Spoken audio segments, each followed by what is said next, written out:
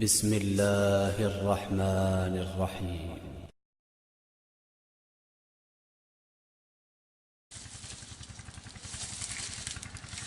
السلام علیکم ورحمۃ اللہ وبرکاتہ. ناظرین کرام، کیسے ہیں؟ امید ہے انشاءاللہ خیر وفیت سے ہوں گے. امرود کی افادیت. امرود کا درخت کہہ لیں یا پودا کہہ لیں، جو بھی کہہ لیں آپ، اللہ پاک نے کوئی چیز بھی فضول پیدا نہیں کی. اس درخت کے پودے کی چھلکے سے لے کر اس کے پھول، اس کے پتے، اس کا پھل، ہر ایک چیز جو ہے وہ فوائد سے بھرپور ہے. لیکن آج ہم بات کریں گے اس کے پھل پہ. یہ دیکھیں ابھی کچے ہیں، موسم بھی سردی کا ہے.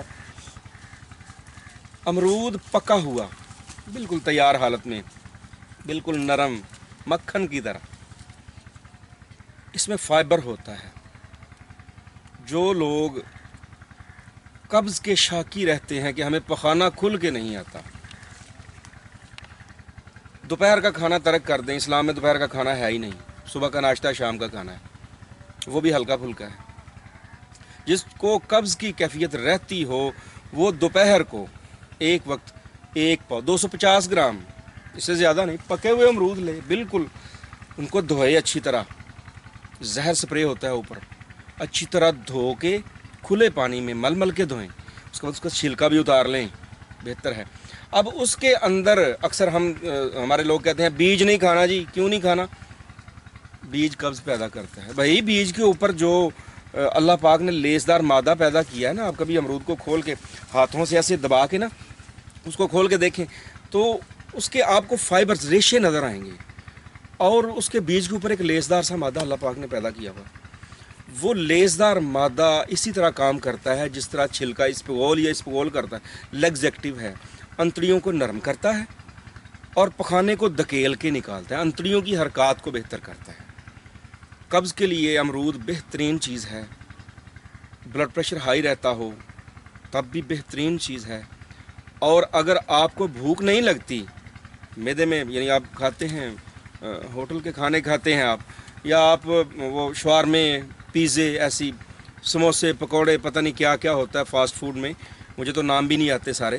یہ سب کچھ کھانے کے بعد اگر آپ کی طبیعت بوجھل رہتی ہے تو آپ ان مصنوعی غذاؤں کو چھوڑ کے اس اللہ کی بنائی ہوئی قدرتی چیز امرود کو استعمال کریں.